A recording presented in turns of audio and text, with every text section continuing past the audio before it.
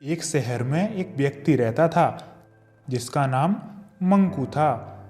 वह एक tourist guide था और हमेशा बाहर से आए हुए टूरिस्ट को अपना शहर दिखाने के लिए ले जाता था। उसका शहर पर्यटकों के क्षेत्र से देखा जाए तो बहुत सुंदर क्षेत्र था और जगह जगह से टूरिस्ट वहाँ सैर करने के लिए आते थे। ऐसे ही एक बार एक चाइनीज इंसान उसके शहर में टूरिस्ट के लिए आया था। मंकू ने उसको देखा और वह उसके पास गया। उसने बोला, हेलो, नमस्ते, are you from China? Yes yes, China, हमको तुम्हारा शहर देखना है।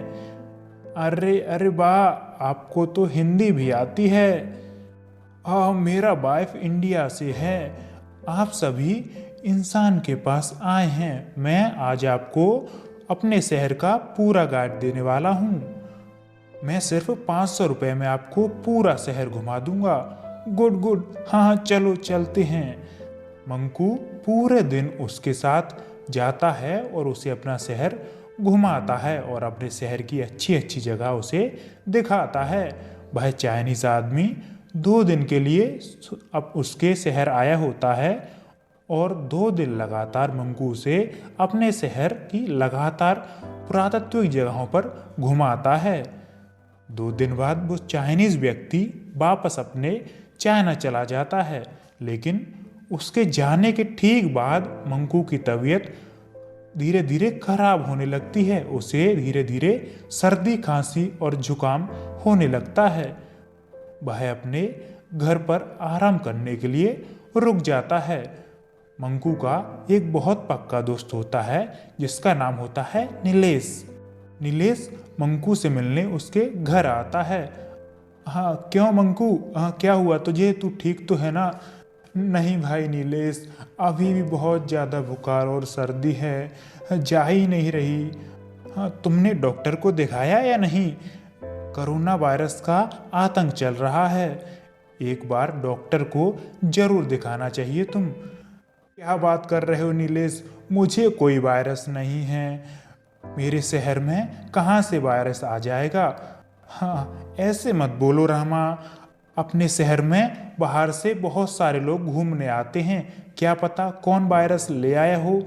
चल तू मेरे साथ चल, मैं तुझे डॉक्टर के पास ले चलता हूँ। नीलेश मंकू को डॉक्टर के पास ले जाता है। डॉक्टर मंकू की टेस्ट लेता है तो उसे पता चलता है कि मंकू को कोरोना वायरस हो गया है। जब वह अपने घर पर आकर अपने परिवार को यह बात बताता है तो उसके चाचा चाची उसे बहुत डांटते हैं और चाची तो उसे अपने घर में रखने को तैयार ही नहीं होती हैं। मंकू बेचारा अनाथ होता है और उसके माँ बाप नहीं होते हैं, इसीलिए उसके चाचा चाची के अलावा कोई भी नहीं होता। लेकिन अब मंकू को जब कोरोना हो जाता है तो उसके चाचा चाची उसे अपने घर पर रखने के लिए बिल्कुल भी तैयार नहीं होते। मंकू उनसे कहता है, चाचा जी, चाची जी, मैं इस समय कहाँ जाऊँगा? मेरा तो आपके अलावा कोई है ही नहीं, ऐसा मत करिए, प्लीज़ मुझे एक ही कमरा दे दीजिए, मैं उसमें बिल्कुल बना रहूँगा, मैं बाहर बिल्कुल भी नहीं जाऊँगा।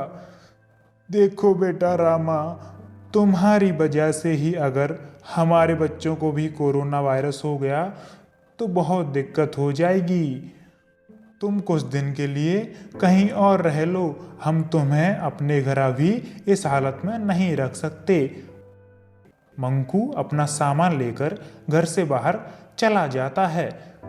नीलेश रामा का जो बहुत अच्छा दोस्त होता है वो उसकी ऐसी हालत नहीं देख पाता, तो नीलेश मंकू से बोलता है, अरे मेरे दोस्त, तुम कहाँ जा रहे हो? तुम चिंता मत करो, अभी मैं जिंदा हूँ, मैं तुम्हें कुछ नहीं होने दूंगा, तुम मेरे साथ मेरे घर में रहो।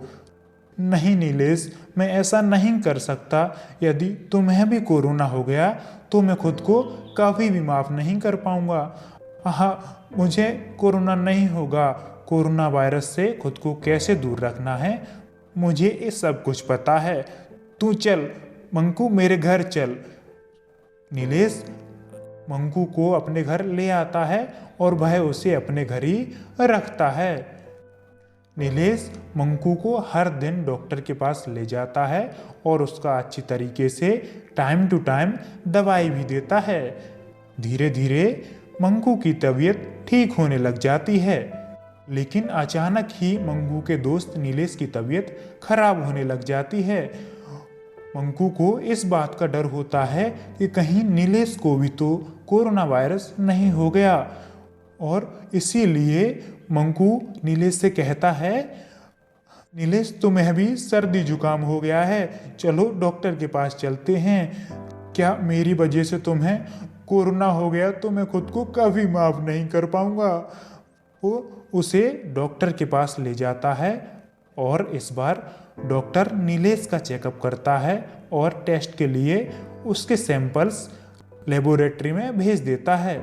अगले दिन नीलेश डॉक्टर के पास जाकर अपनी टेस्ट की रिपोर्ट्स लेकर आता है तो मंकू उसे पूछता है, क्या हुआ, सब कुछ ठीक तो है ना? नीलेश बोलता क्यों नहीं? नीलेश बोलता है, क्या बताऊं मंकू, मैं तो कुछ कहने लायक ही नहीं रहा, मेरे मम्मी पापा क्या सोचेंगे। नहीं भाई नहीं, ऐसा मत बोल, सारी गलती मेरी है और मेरी वजह से ही तू आज इस दुविधा में पड़ गया है, तू मुझे माफ़ कर दे। हाँ नीलेश, तूने सही बोला, मुझे सिर्फ कोरोना वायरस हुआ है तो सिर्फ तेरी ही वजह से हुआ है।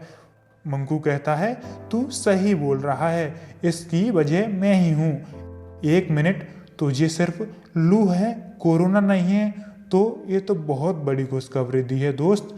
उसका चेकअप आने के बाद नीलेश को पता लगता है कि उसे कोरोना वायरस की जगह लू की बीमारी होती है। मंकू कहता है, अब मुझे शांति मिली है, तूने तो मुझे डरा ही दिया था। नीलेश कहता है, तू पागल है क्या, मुझे कोरोना कैसे हो जाएगा, मैंने इतने सारे प्रिकॉशंस जो किए थे। हाँ, मंकू निश्चिंत हो जाता है और सोचता है कि चलो नीलेश को कोरोना वायरस नहीं है और उसे नॉर्मल फ्लू है। इसी शांति के साथ मंकू अपने घर चाचा चाची के पास वापस लौट जाता है। कुछ दिन बाद मंकू नीलेश के घर जाता है और जब वो उसके घर पहुंचता है तो उसके घर में बहुत भीड़ होती है। फिर वह आस पड़ोस के लोगों से पूछता है कि हाँ इतनी भीड़ क्यों लगी है। पड़ोसी मंकू को बताते हैं कि अरे यहाँ दोस्त रहता था जिसका नाम नीलेश था, उसको कोरोना हो गया था, कोरोना के चलते वह मर गया।